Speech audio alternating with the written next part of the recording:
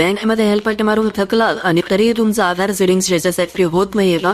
Then don't वरी, तुम्ही आता घर बसल्या बँक ऑफ महाराष्ट्राच्या आधार सेडिंग स्टेटस आपल्या मोबाईल मधून ऍक्टिव्ह करून घेऊ शकता.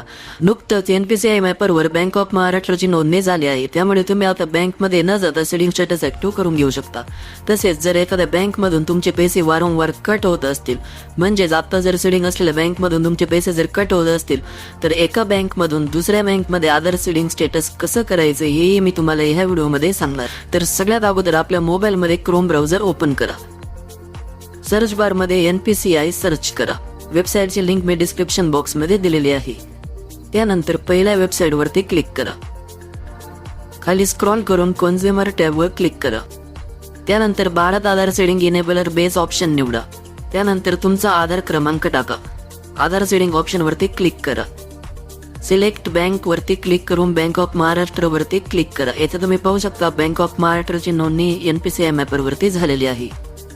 त्यानंतर खाली फेस सेडिंग या ऑप्शन वरती क्लिक करा. बँक अकाउंट नंबर टाकून कन्फर्म ऑप्शन वरती क्लिक करा. दोन्ही टिक बॉक्स दिसतील त्यावरती क्लिक करा. कॅप्चा कोड टाका आणि प्रोसीड टॅब वरती क्लिक करा. टर्म्स अँड कंडिशन येतील त्या स्क्रॉल करा आणि सगळ्यात खाली तुम्हाला ॲग्री अँड कंटिन्यू ऑप्शन वरती क्लिक करायचं आहे. ॲग्री अँड कंटिन्यू वरती क्लिक केल्यानंतर तुमच्या मोबाईल वरती एक OTP येईल. तो OTP टाकून तुम्हाला सबमिट बटनावरती क्लिक करायचं आहे. सबमिट वरती क्लिक केल्यानंतर ओके ऑप्शन वरती क्लिक करा.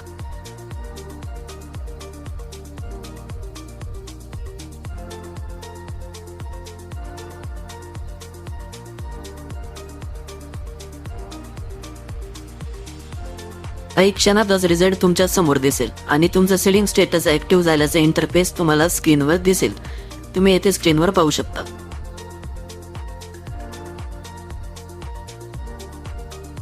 आता तुमचं सक्सेसफुल आधार सेडिंग स्टेटस ऍक्टिव्ह झालेलं आहे. काही क्षणातच तुमचं आधार सेडिंग स्टेटस ऍक्टिव्ह होतं. सेडिंग स्टेटस ऍक्टिव्ह झालं की नाही ते कसं चेक करायचं चला पाहूयात. क्रोम ब्राउझर ओपन करा. सर्च बार मध्ये myAadar.uidai.gov.in वेबसाईट सर्च करा. या पण वेबसाईटची लिंक मी डिस्क्रिप्शन बॉक्स मध्ये दिलेली आहे. वेबसाईट ओपन केल्यावर लॉग इन ऑप्शन वरती क्लिक करा. तुमचा आधार क्रमांक टाकून कॅप्चा कोड एंटर करा आणि log in with OTP option वरती क्लिक करा.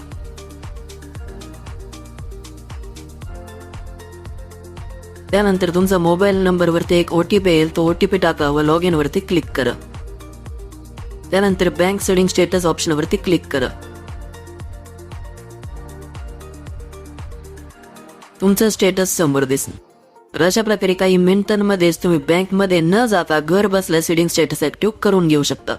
आता पाहूया, जर तुम्हाला एका बँकमधून दुसऱ्या बँकमध्ये सेडिंग करायचं असेल तर ते कसं करायचं. कारण बऱ्याच जणांचं बँकमध्ये सेडिंग स्टेटस ऍक्टिव्ह आहे पण बँक त्यांचे पैसे कट करते. काही बँकमध्ये अकाउंटवरती मिनिमम बॅलन्स ठेवावं लागतं. 1000 किंवा त्यापेक्षा जास्त पैसे अकाउंटवरती ठेवावे लागतात. परंतु त्या अकाउंट धारकांना ऐनवेळी गरज असल्यानं तो बँकमधून सर्व पैसे काढून घेतो. त्यामुळे अकाउंटवर पैसे नसल्याने त्या खात्यात नंतर पैसे जमा झाल्यावर बँक त्यांचे पैसे कट करून घेते. बऱ्याच भगिनींचे लाडकी बहीण योजनेचे पैसे सुद्धा बँकवाल्यांनी कट केले आहेत. तर चला आता पाहूयात की सेडिंग स्टेटसची मूव्हमेंट कशी करायची. सगळ्यात अगोदर क्रोम ब्राउझर ओपन करा. सर्च बार मध्ये NPCI सर्च करा. त्यानंतर पहिल्या वेबसाईट वरती क्लिक करा. वेबसाईट ओपन झाल्यावर खाली स्क्रॉल करून कन्झ्युमर टॅब वरती क्लिक करा. भारत आधार सेडिंग इनेबल वरती क्लिक करा. तुमचा आधार क्रमांक टाका. त्यानंतर खाली सेडिंग आणि डिसेडिंग असे 2 पर्याय दिसतील. ते निवडण्या अगोदर तुमची बँक त्या सिलेक्ट बँक ऑप्शन मध्ये आहे की नाही ते तपासा.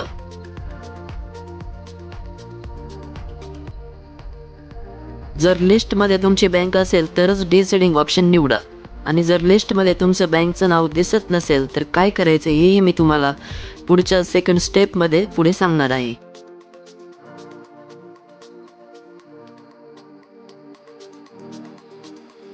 बँक सिलेक्ट केल्यावर तुमचा अकाउंट नंबर टाकून कन्फर्म करा.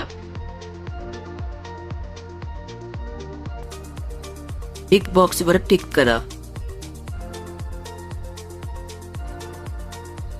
कॅप्चा कोड टाकून प्रोसीड वरती क्लिक करा. त्यानंतर येणारी पुढची प्रोसेस फॉलो करा. आता तुमचं आधार सेडिंग सक्सेसफुली डिसेडिंग झालेलं आहे. आता तुमचं आधार सेडिंग स्टेटस इनॅक्टिव्ह दिसेल.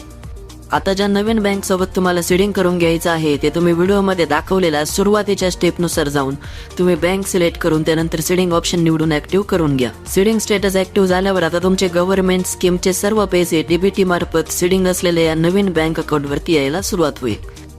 तर आता पाहूया, जर लिस्टमध्ये तुमची बँक दाखवत नसेल तर काय करायचे. तर क्रोम ब्राउझर ओपन करा. ओपन केल्यावर NPCI सर्च करा. कन्झ्युमर टॅबवरती क्लिक करा. त्यानंतर भारत आधार सेडिंग इनेबलर वरती क्लिक करा.